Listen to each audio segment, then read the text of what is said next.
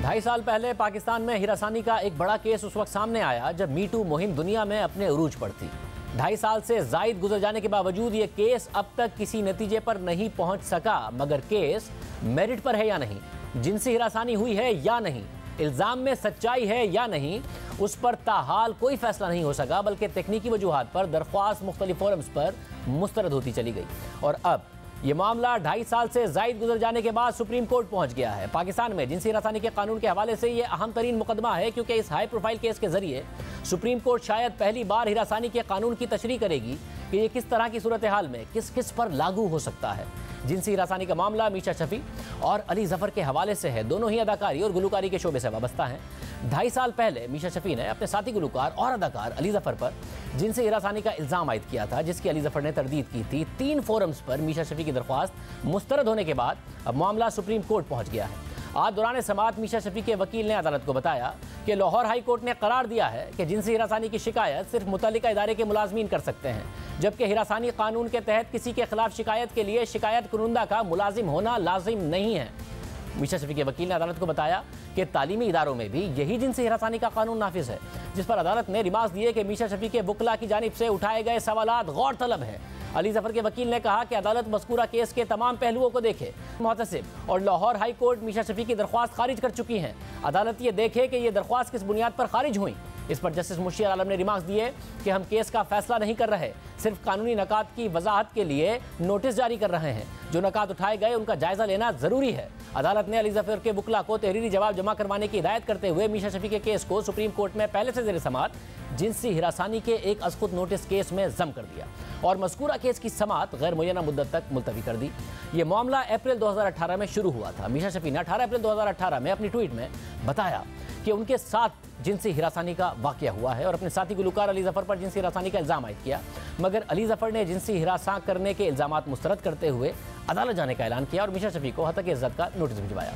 मीशा शफी ने अवामी सतह पर अली जफर पर इल्ज़ाम लगाया और 2018 में उन्होंने harassment of women at work place act के तहत पंजाब के मोहतसिब आला के पास जिनसी हिरासानी की शिकायत दर्ज की। मीशा शफी ने मोहतसिब आला से दरख्वास्त की कि उनके साथ होने वाले वाक़े में अली जफर का स्टूडियो वर्क प्लेस में आता है, इसलिए ये case sexual harassment at work place का है और मोहतसिब आला के दायरा कार को लागू करता है, इसलिए इस हवाले से कार्रवाई की जाए। मीशा शफी ने यह शिकायत 30 अप्रैल 2018 को की और मोहतसिब आला ने 3 मई 2018 को इस हवाले से फैसला जारी किया कि मीशा शफी की शिकायत harassment at work place act में नहीं आती, क्योंकि इस केस में उनकी हैसियत एक मुलाजिम की नहीं। मोहतसिब आला ने इस हवाले से दलील देते हुए कहा कि ऑर्गेनाइजर्स और मीशा शफी के दरमियान जो मुआहदा हुआ है उसमें लिखा है कि इस मुआहदे को पार्टनरशिप या एम्प्लॉयमेंट रिलेशनशिप कायम करने के तौर पर ना लिया जाए। इसकी बुनियाद पर मोहतसिब आला ने मीशा शफी की दरख्वास्त मुस्तरद कर दी, जिसके बाद मीशा शफी ने इस फैसले के खिलाफ गवर्नर पंजाब से रुजू किया और अपील की कि मुआहदे की इस शिक को जवाज बनाकर उन्हें harassment against women at work place की तारीफ से नहीं हटाया जा सकता। इस फैसले को मुस्तरद किया जाए। फिर गवर्नर पंजाब ने 11 जुलाई 2018 को इस हवाले से अपना फैसला जारी किया और कहा कि अली जफर ने अपने जवाब में मौक़िफ़ अख्तियार किया है कि ना मीशा शफी एक मुलाजिम थी, ना ही मुझे इस एक्ट के तहत मुलजिम के तौर पर लिया जा सकता है। इस मामले में कोई एम्प्लॉई एम्प्लॉयर का ताल्लुक ही नहीं जिसके जरिए इस एक्ट के तहत कार्रवाई बनती हो। मोहतसिब आला ने इस शिकायत को मुस्तरद करके दुरुस्त किया है, जिसके बाद गवर्नर पंजाब ने अपना फैसला सुनाते हुए कहा कि मीशा शफी और ऑर्गेनाइजर्स के दरमियान जो मुआहदा हुआ, इस मुआहदे में लिखा है कि इसे पार्टनरशिप या मुलाजमत के ताल्लुक के तौर पर ना समझा जाए और ऐसी कोई चीज़ सामने नहीं आई है जिससे इस एक्ट के तहत अली जफर को एक एम्प्लॉई, एम्प्लॉयर, ओनर या मुलजिम के तौर पर लिया जा सकता हो। इसलिए मोहतसिब आला का फैसला बरकरार रखा जाता है। जिसके बाद मीशा शफी ने गवर्नर पंजाब के फैसले के हवाले से लाहौर हाई कोर्ट से रुजू किया और उसे मुस्तरद करने की दरख्वास्त की। लेकिन लाहौर हाई कोर्ट ने मीशा शफी की दरख्वास्त मुस्तरद कर दी और अपने फैसले के आगाज़ में कहा कि इस केस का ताल्लुक इस बात से है कि मोहतसिब आला के सामने मीशा शफी की दरख्वास्त काबिल समाअत है या नहीं। इसका ताल्लुक मेरिट्स पर फाइंडिंग देकर वापस करना नहीं है, क्योंकि मुतल्लिका फोरम के लिए वो स्टेज आई ही नहीं है। इस वक्त सवाल यह है कि क्या मीशा शफी ऑर्गेनाइजेशन की मुलाजिम थी या नहीं, और क्या उनके पास एक मुलाजिम की हैसियत से इख्तियार था कि वह शिकायत को लेकर मोहतसिब आला के पास जाएं। अदालत ने मुख्तलिफ ग्राउंड्स का जायजा लेकर करार दिया कि मीशा शफी मुलाजिम नहीं और इस अदालत का उन्हें मुलाजिम करार देना कानून का मजाक होगा, जिसके बाद अदालत ने मीशा शफी की दरख्वास्त मुस्तरद कर दी।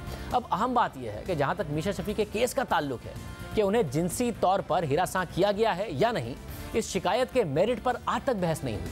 हिरासानी के कानून की तारीफ और इस तारीफ में मीशा शफी के एक मुलाजिम के तौर पर हैसियत को लेकर मीशा शफी का केस 3 फोरम्स पर मुस्तरद हुआ है और अब मीशा शफी ने सुप्रीम कोर्ट से रुजू किया है, कानूनी सवालात उठाए हैं। सुप्रीम कोर्ट ने दरख्वास्त काबिल समाअत करार दे दी है। देखना होगा कि सुप्रीम कोर्ट इस मामले पर क्या फैसला देती है। पाकिस्तान में जिनसी हिरासानी के कानून के हवाले से ये अहम तरीन मुकदमा है, क्योंकि इस हाई प्रोफाइल केस के जरिए सुप्रीम कोर्ट शायद पहली बार हिरासानी के कानून की तशरीह करेगी कि ये किस तरह की सूरत हाल में किस किस पर लागू हो सकता है।